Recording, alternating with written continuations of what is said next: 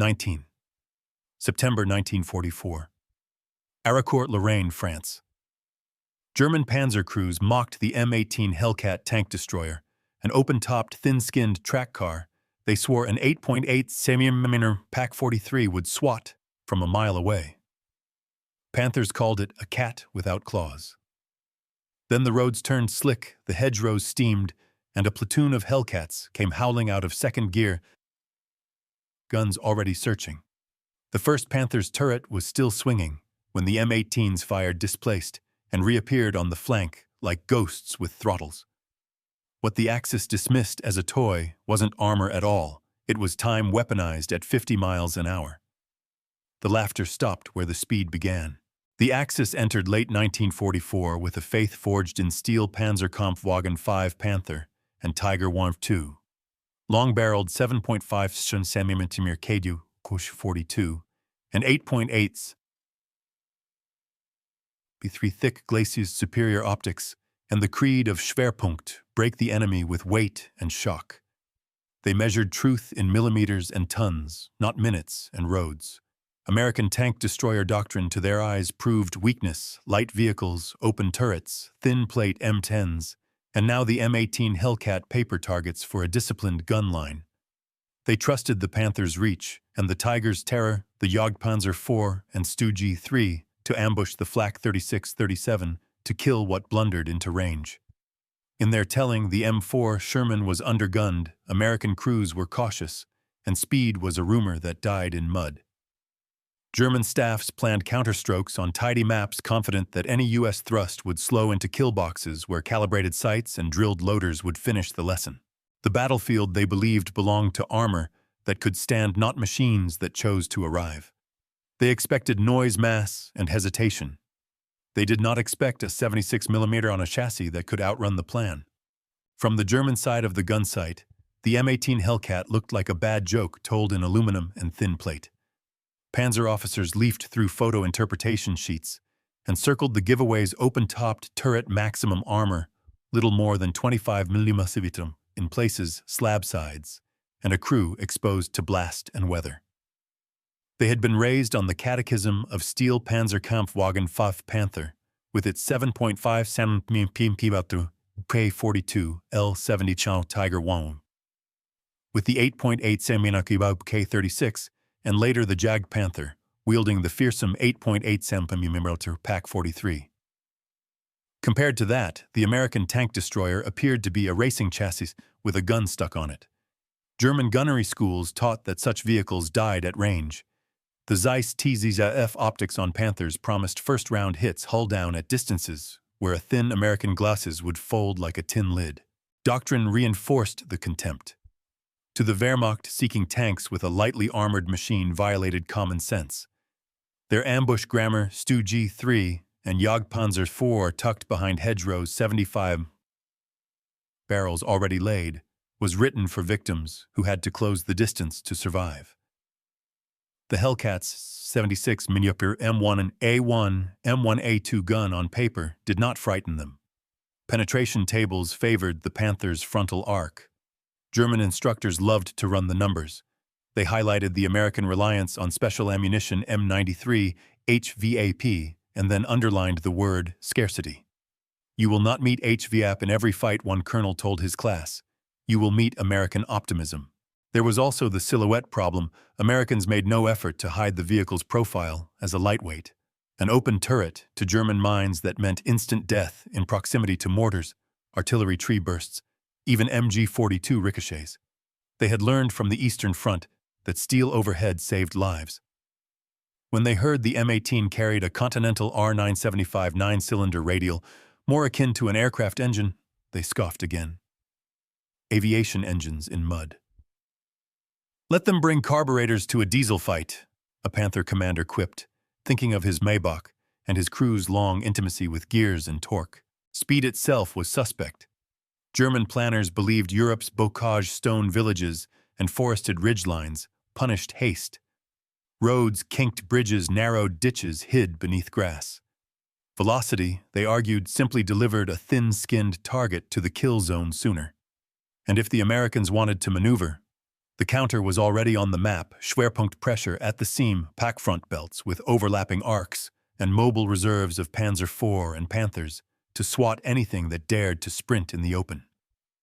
A vehicle optimized for road speed would be trapped by mud chicanes and a professional army's talent for canalizing traffic. Finally, propaganda colored the lens. Reports from Normandy described burning M4 Shermans, so the M18 sharing the American habit of prioritizing production and reliability over thickness was assumed to be more of the same, only worse. The Germans measured respect in millimeters and tons. The Hellcat measured advantage in minutes, which did not fit any column on their comparison charts. To them, an 8.8 Siemerdy Pak 43 at 1,500 meters settled arguments. A fast, open-topped destroyer only prolonged the conversation until the first accurate round landed. In that worldview, the M18 Hellcat was not a predator. It was prey that ran. They laughed because every visible feature of the Hellcat contradicted the war they had trained to fight. Thin armor in a world of penetrators, an open roof under shrapnel skies, a 76mm gun facing glacis plates engineered for bigger threats, and a philosophy mobility as protection that sounded like wishful thinking to men who trusted angles optics and ambush. On their tables, the math was simple. On the road, they thought it would be simpler still. The problem facing the Americans in Lorraine and the Ardennes late 1944 was not a duel of armor thickness. It was time. After the breakout from Normandy, front lines became long elastic wires. German counterattacks probed for slack, then snapped back across roads where American traffic still ran in chalk dust. Artillery and air power were decisive in daylight and clear weather. But the Germans chose moments when the cloud ceiling sagged and the fighter-bombers stayed on the ground. In that window, the U.S. Army needed a ground instrument that could arrive before the map finished updating. The existing mix could not always promise it. M4 Sherman battalions were the backbone, reliable, numerous, and lethal in combined arms, but their job was broader than playing fire brigade across a corps frontage. M10 tank destroyers carried a solid 3-inch M7 gun, but their weight and gearing limited the kind of lateral sprints the new fight demanded. The threat was agile and episodic, a Panther company knifing toward a fuel dump at dusk, a Kampfgruppe seizing a crossroads, turning it into a gate that slammed shut behind retreating American infantry, a column of Jagdpanzer IV sliding into a village covering the only east-west lane with 75mm contempt. Every hour a seam went unsealed, multiplied losses, trucks, depots, bridges, field hospitals, items not counted on tank duel scorecards but essential to an army that lived by motion. Communication was not the issue. The Americans had SCR 508 radios humming across battalions. The issue was conversion, turning a reported threat into a platoon of guns parked at the correct angle faster than German expectations allowed. Terrain compounded the urgency. Low ridges, hedgerow curtains, canal cuts, and river crossings created a chessboard where the first side to occupy the right square dominated not by armor, but by geometry. The Allies did not need a heavier fist. They needed a faster hand. Enter the initial solution. The M18 Hellcat, armed with the 76mm M1A1, M1A2, and M93 HVAP, when available, powered by the Continental R975, and geared for road speeds that read like typographical errors 50+ mph on good surfaces. The Hellcat did not pretend to be invulnerable. It promised something more valuable in that specific campaign response time. A battalion of M18s could sit in reserve and on a radio call displace laterally 10 to 20 miles, with the urgency of cavalry arrive hull down on a ridge, the enemy assumed empty, and turn a German timetable into a German ambush of nothing. The open turret mocked by the enemy paid dividends, here superb visibility for commanders, hunting muzzle flashes and dust plumes, rapid turret traverse to catch a Panther mid-pivot, clear crew communication in the chaos of village streets. The thin armor, while a liability in a stand-up brawl, kept weight down, which in turn kept power to weight high and final drives alive on punishing road marches. Maintenance crews could swap components quickly. Depots could feed the machine with crated engines and transmissions at a tempo matching the vehicle's appetite for miles. Operationally, the M18 slotted into a doctrine already sketched in FM 18-5, but now made urgent by reality: seek, strike, displace. In Lorraine, the 704th Tank Destroyer Battalion learned to stage along likely enemy axes to pounce on columns identified by cavalry screens, and engineers to shoot and shift before the pack front could harden. In the Ardennes, the 705th TD Battalion proved that a fast destroyer could break the siege clock, racing into Bastogne under winter sky to give defenders a mobile reserve that could be at a threatened road in minutes, not hours. So the untold problem was never simply Panthers versus Shermans. It was this, a continental battlefield, where distance plus surprise equaled defeat if you arrived late.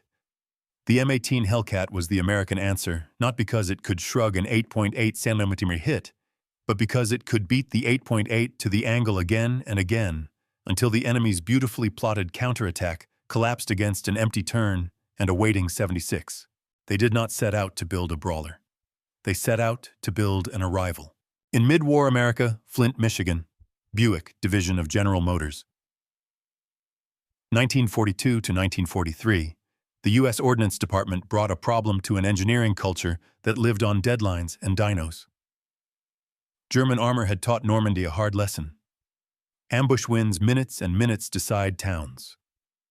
The United States needed a machine that could steal minutes back, something with the punch of a 76mm and the reach of a courier. The answer that took shape on Buick drawings wasn't heavier steel. It was a new grammar of speed. The lineage was experimental and fast iterating. Early concepts under the gun motor carriage umbrella, T-49, T-67, taught the team two truths. Shoehorning bigger guns onto existing light tank frames created compromises that multiplied at road speed, and trying to armor your way out of risk only guaranteed you would arrive late. The design that stuck, T-70 GMC standardized as the M18 Hellcat, started with a ruthless thesis power to weight above all, and everything non-essential trimmed until the stopwatch smiled. Buick's engineers reached for a heart that could sing at speed, the Continental R975 9-cylinder radial, a 400-horsepower gasoline engine with aviation DNA. In a world that imagined tanks as rolling anvils, mounting a radial sounded eccentric. On test tracks, it felt like fate. The team paired that engine with gearing and final drives meant not just to hit a headline number, but to hold road speed without boiling the machine. Cooling baffles and airflow became quiet obsessions. Mechanics learned the rituals that kept a radial happy at sustained throttle. Where earlier vehicles shuddered past 30, the T-70 flirted with 50 and could live there on good pavement. Suspension and weight discipline did the rest. Instead of brute springs fighting every pothole to a draw, the M18 used torsion bar suspension that let the hull float and the gun stay on target while the driver treated corners like suggestions. The open-topped turret wasn't a stylistic flourish. It was a visibility weapon meant to give commanders the peripheral truth at 40 miles an hour through a French village. Armor kept intentionally thin, mere centimeters in places, so the vehicle could trade the static safety of thickness for the dynamic safety of not being where incoming arrived. This was an act of faith, as much as engineering faith that doctrine could meet design. The U.S. Tank Destroyer Command published a way of fighting seek, strike, displace, and now asked industry to give it a body. Aberdeen Proving Ground ran the prototypes hard, and the data pleased the stopwatch acceleration that made ambush math wobble, braking and steering that turned roads into options, reliability across hundreds of miles between depot hugs. The 76mm M1A1 M1A2 gun gave the machine a voice later paired when supply allowed, with M93 HVAP to sing in a higher key against German frontal arcs. It wasn't simply a vehicle, it was a supply chain promise. Buick's lines learned to feed the front more than hulls created engines and transmissions, modular assemblies that depot crews could swap with a wrench set and a prayer. The goal was not to eliminate breakdowns, it was to shorten the time between we have a problem and we are back on the road. Ordnance officers talked not about months and tons, but about hours saved, the true currency of a campaign trying to outrun German counterblows. There were arguments, of course. Critics inside the Army wanted roofs against shrapnel and thickness against happenstance. Buick's team didn't sneer. They calculated. Every millimeter added to plate thickness robbed the engine of its real weapon response time. The leadership signed the bet: speed as protection, visibility as awareness, doctrine as armor. It took courage to certify a vehicle whose safety depended on crew discipline and a driver's right foot. Then came the field tutors units like the 704th and 705th Tank Destroyer Battalions, who taught the Hellcat how to live. They experimented with march intervals that kept dust down but options open. They learned to keep RPM up through a village so a sudden contact didn't force a stall. They rehearsed shoot and shift drills until gunner, driver, and commander could move as one. They learned which roads chewed final drives and which bends could be flattened without rolling. They learned that the open turret's vulnerability was real, but so was the 360-degree, situational truth it delivered in the moments that mattered. By late 1944, the idea was fully born. Buick's factory rhythm, ordnance's manuals, and the battalion's habits converged into a weapon that didn't try to win the heavy armor argument. It changed the subject. Where German Panthers asked, "Can you survive my first shot?" the Hellcat asked, "Can you find me before I reposition?" Where Tigers dared you to trade, the M18 dared you to predict. The development story is often told with a single figure, 50+ mph. But the real miracle is systemic engine choice suspension, drivetrain turret, layout, crew workflow, logistics, and doctrine, woven into a machine that gave commanders what no armor thickness could buy time on demand. The impossible idea wasn't that a tank destroyer could go that fast. The impossible idea was that speed maintained and exploited could be more survivable than steel in a battlefield of narrow turns and sudden timetables. Buick built a racer with a rifle. The U.S. Army taught it to arrive. Strip the Hellcat to first principles, and the secret begins as a ratio roughly 400 horsepower, pushing a hull that sits well under 20 U.S. tons, a power-to-weight figure north of 20 horsepower per ton that does not exist to impress a brochure, but to buy minutes on real roads. Yet the M18's edge was never just that number. It was the way every part of the machine, engine, suspension, turret, crew, station, radio, and the supply chain behind it conspired to turn speed into a repeatable tactic. On proving grounds, the T-70 prototype sprinted. In Europe, the standardized M18 Hellcat sustained those sprints long enough to matter, holding march speed without cooking itself, breaking under control, and arriving with the turret already searching for work. The heart of the trick lived in the Continental R975 9-cylinder radial, an aviation-bred gasoline engine whose song underload became the music of the battalion. Paired with gearing and final drives that engineers at Buick refused to let become the fuse the radial let.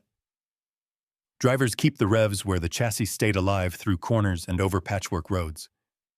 Cooling, baffling, and airflow were not afterthoughts. They were the quiet architecture that allowed speed to exist on Tuesday, and again on Thursday, and again the next week after a depot check. That reliability changed the conversation from how fast can it go to how often can we count on it, the only question that matters when a corps commander is trying to move guns laterally before a German timetable gels.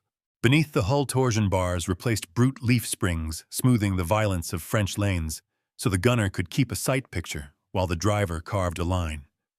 The turret stayed open-topped, not out of carelessness, but by design, granting the commander a panoramic truth impossible beneath steel muzzle flashes, cutting in hedges, the glint of glass down a lane, dust lifting where a road bends out of sight. The penalty under artillery was real. Crews respected it and fought accordingly. But in those first seconds when ambushes are still just shadows, awareness is armor, and the M18 carried more of it than any roof could provide. The gun was the pragmatic 76mm, a weapon that did not promise miracles against a Panther glasses, but punished the angles that speed could manufacture. With M62 APC, the Hellcat turned side plates into invitations. With M93 HVAP, when supply caught up, it bit into tougher aspects at the ranges, where a flank is caught mid-swing. The vehicle's genius was to create the geometry that let an adequate gun become a decisive one. Appear where the turret is not, force the enemy to pivot, heavy steel, and fire in the gap between intention and completion. Mobility became protection not as a slogan, but as a practiced rhythm: shoot, throw, smoke, drop, a gear slide to the next piece of cover, reset the problem before the 8.8 cm finishes its correction. Inside the hull, the human factors matched the machine. 5 men, commander, gunner, loader, driver, assistant driver, radio, worked like a drumline. The SCR 508 net braided platoons into a coherent mind. Hand signals in an open turret cut through engine noise faster than words. Drivers learned the Hellcat's bite point and stayed in the power band through villages so a sudden contact did not force a bogged shift. Gunners rode the traverse motor with a patience that felt like aggression. Loaders became metronomes. None of this looked heroic from a distance. From the crew seats it felt like survival at the speed of choreography. Logistics. The American superpower was visible in the throttle. The M18 was built to be kept hot. Engine bays opened the way mechanics needed them to. Depots received crated R975s and gearboxes like spare organs. Replacement final drives arrived before curses had cooled. A Panther that lost a drivetrain might become a landmark. A Hellcat that swallowed bearings became a work order and returned to the march table the next day. Strategy loves the vehicle that comes back tomorrow. Campaigns are won by what you can do again. Even weight, the very thing critics used to mock the M18, turned out to be a feature. Lightness meant bridges that trembled under Panthers held for Hellcats. It meant muddy verges that trapped heavy hulls still offered a partial lane for a quick-thinking driver. It meant a battalion could redistribute itself across a division frontage without waiting on engineers to certify every span. Fuel appetite was the price of speed, but American pipelines and trucking paid that bill. The metric that mattered was not miles per gallon, but miles per day, and on that line the Hellcat wrote numbers that German staffs did not plan against. Doctrine sealed the mechanism. FM 18-5 asked for seek, strike, displace, and commanders wrote routes into maps the way artillerymen write deflections into gunbooks. Hull-down lines were pre-sighted. Lateral roads were reconned and memorized. When cavalry screens or engineers called a column at grid, a platoon of M18s was already moving to the far node of the enemy's decision, arriving where a Panther captain thought he was alone. That is not improvisation. That is physics harnessed by planning. The Hellcat refused bounded duels and insisted on punctual ambushes of its own ambushes, measured not by concealment, but by arrival time. There was a psychology to it that the numbers only hint at. German logs from late 1944 begin to stack the same phrases. Unexpected American movement, fast tank destroyers, on our flank counterattack, disrupted by fire from new direction. A heavy tank rules the square it occupies. A Hellcat makes the enemy fear the square it could occupy 5 minutes from now. That fear slows decisions, infects counterstrokes, and hands tempo to the side that can still sprint. On a battlefield where every delay multiplies, loss anxiety is a weapon, and the M18 manufactured it with an engine and a map. So the secret sauce is not magic steel or a single round. It is conversion efficiency, converting American industry fuel radios, roads, and trained crews into time with remarkably little friction. The Panther's argument, long, gun-thick plate superior optics, wins at a measured distance against a patient target. The Hellcat's argument is to ensure those conditions do not exist, to pick the fight at the angle where the 76mm is enough to arrive before the ambush is a grid, and to leave before retaliation becomes math. In a continental war fought along highways and hedgerows, that is superiority. You can measure not in millimeters but in minutes saved bridges, kept convoys that make it through, and towns that wake up American because a fast turret and a faster driver were where the map needed them on time. 18-19. September 1944. Lorraine, France. Dawn folds in as a damp gray sheet fog beating on hedges and slate roofs, muting the long barrel confidence of every gun on both sides. Along the approaches to Ericourt, American scouts feel the countryside with tripwire skirmishes, while the main weight Sherman's artillery engineers waits on ground already walked and memorized. Threaded into this defense sits the 704th Tank Destroyer Battalion, 36 M18 Hellcats, led by lieutenants who drive by nerve and habit. Their doctrine reads like a dare, seek, strike, displace. The fog will test whether it is more than a slogan. The Germans open with fresh Panzer brigades that still smell of paint, moving by doctrine and bravado because reconnaissance is thin and time is expensive. Engines throb in the mist. Then the sudden shock of close contact muzzles materialize where lanes kink, a hedge erupts with tracer, an orchard spits the hard syllable of an 88. In those seconds, the Hellcat's reason for being reveals itself. Panthers and Panzer IVs are built to win duels at measured distance. The M18 is built to rearrange distance. Drivers hold the Continental R975's revs in the living part of the band. Gunners ride the power traverse. Commanders stand high in the open turret, tasting the air for muzzle flash and dust plume. The 76mm speaks smoke blooms, tracks bite, and the platoon is already sliding to a new angle before a German gunner finishes his correction. Arakort's map is a grid of wet lanes and hedged rectangles that punish anyone who insists on straight lines. The 704th leans into that truth. Platoons work like pickpockets, never where the hand just was always where the pocket is about to be. One pair lets a German column lengthen until flanks exist, then cuts from a side road to take the last two tanks in the ribs. Another pair ghosts a Panther company through fog, snapping shots at pivot points, breaking the rhythm that heavy armor needs to aim. The M18's thin plate would be a death sentence in a stand-and-trade. Here it is an alibi. Not being where a shell lands is better than wearing the shell. The fog does something else. It blunts the long-range tyranny of the KWK-42 and PAK-43. The Panther's perfect duel collapses down to seconds and corners to who carries useful vision first. The Hellcat's open turret mocked as fragility pays its dividend. Commanders catch the faint black ellipse of a muzzle under a hedgerow or the wrong angle shadow at a lane mouth and swing the gun before an enemy even commits. In a village where visibility is measured in doorways and garden walls, awareness is armor. Late morning on the 19th near Rechicourt-la-Petite. A vignette writes itself. A Hellcat platoon noses forward, fog hissing off glacis plates. A fat close muzzle appears like a joke gone too far, 30-40 feet. The lieutenant does not shout. Traverse left. On. The loader drops a round with the casual brutality of practice. The driver holds revs, so the chassis is already rising out of the shot. The first 76mm bark is not the kill so much as the opening of a door. The displacement 1 heartbeat later is the safety. The German answer slams into the place the M18 had been. The platoon is already taking another angle as if the road itself had conspired with them. Arakourt is not won by a single ambush. It becomes a long duel of short fights. The Germans push across several axes trying to pinch out the salient and open a gate toward Nancy.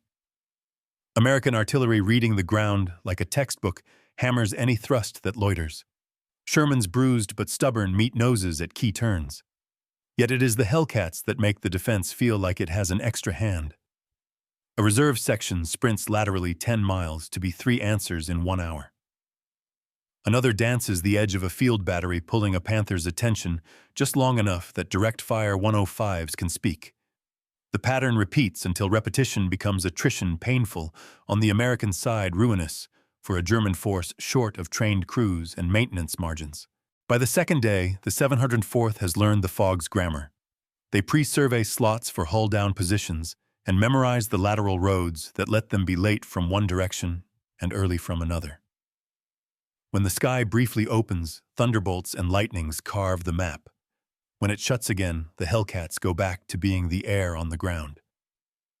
Reports that night stack the same phrase, unexpected American movement. It is not magic. It is power to wait turned into minutes. It is maintenance that keeps a promise. It is crew drill that turns a slogan into survival. Numbers will later be tallied, enemy tanks wrecked. Hellcats lost, villages held and lost and held again, but the verdict is already written in the way the German attack begins to hesitate. The Panther remains lethal, the Panzer IV capable and mean, the assault gun as deadly as ever from a hedge. Yet none of those truths matter if the fight refuses to stay where they are strongest. Arakourt teaches that the M18 Hellcat is not designed to endure punishment. It is designed to deny the enemy the conditions to deliver it. The battlefield that September becomes a clock face, and the side with the minute hand is not the one with the thickest plate. When the fog finally thins toward the end of the phase, air bites again, and the German brigades that survived their own audacity begin to fold back on themselves. The 704th is not innocent. Crews are wounded, vehicles burn, and more than one open turret catches a splinter meant for another man. But the battalion rolls out of Lorraine with a reputation in country that breaks heavy arguments into a dozen little ones. An M18 platoon can be the argument you keep losing because it keeps arriving first. Arakourt becomes the crowded page where the Hellcat stops being a curiosity and becomes a tool, loud, light, and punctual. 20 those. 26. December 1944. Bastogne, Belgium. The word that owns the town is encircled. Snow needles the eyes. The sky is clamped shut. The 101st Airborne Division holds a wheel of 7 roads, with frost-bitten infantry engineers, a few medium tanks, and a mobile reserve built for a different kind of arithmetic, the 705th Tank Destroyer Battalion, M18 Hellcats, under Lieutenant Colonel Clifford Templeton. The German offensive is winter weight and willpower aimed at Antwerp. The only answer inside the ring is time stolen in minutes and spent correctly. The Hellcats arrive in bad weather, and worse news sliding into the perimeter, like a tool that was always meant to live here. Within a day, platoons are parceled out, 1 to the 501st Parachute Infantry, 2 to the 506th, 2 to the 502nd, 4 to the 327th Glider Infantry, a small reserve held in town. The map does not ask for a wall. It asks for a hinge that can slam wherever a road opens. In snow-muted mornings and twilight afternoons, the M18s become the town's moving edges. On the 20th north toward Noville, a German thrust punches with Panzer confidence. The reply is American and ugly paratroopers with faces salt white from cold bazooka teams hiding in orchard seams and M18s that refuse to be present long enough for a measured shot. The fights happen at distances that make theorists flinch. A Hellcat takes a corner too fast. For comfort, catches a Panzer IV, mid-pivot, fires, disappears behind a smoke curl, then reappears 2 lanes over to punish the second tank that has just exposed its side. Nothing about this looks like survivability on paper. Everything about it feels like survivability in snow. The shock for the Germans does not arrive as a single moment. It accumulates. They expected the pocket to behave like a pocket slower each day, more brittle with every ration, cut unable to move faster than fear. Instead, every approach road seems to have an American who can move on it. Reports climb the chain in the same blunt language used after Ericourt Fast.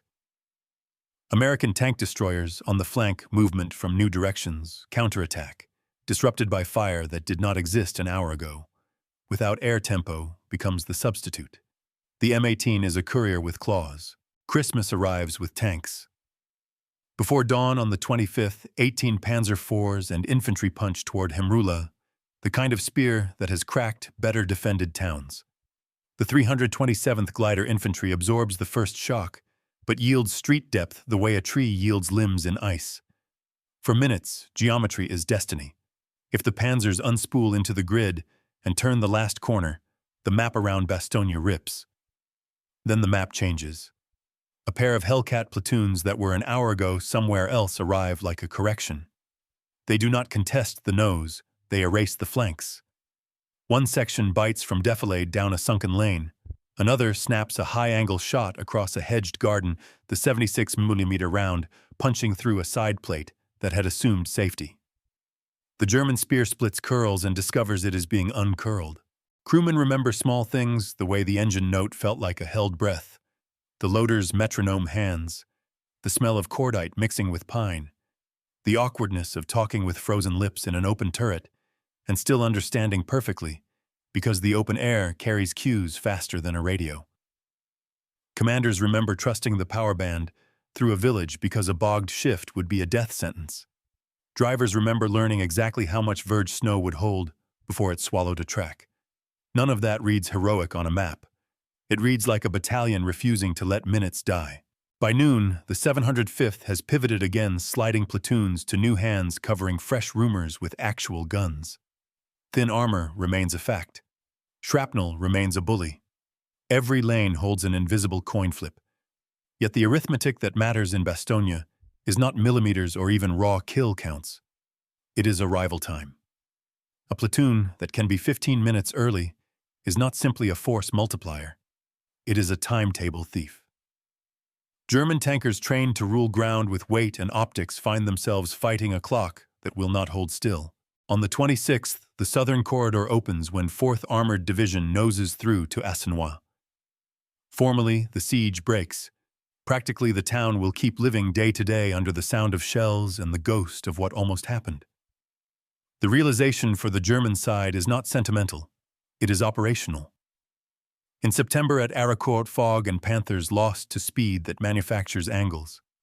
In December at Bastogne, snow and encirclement lost to speed that manufactures presence.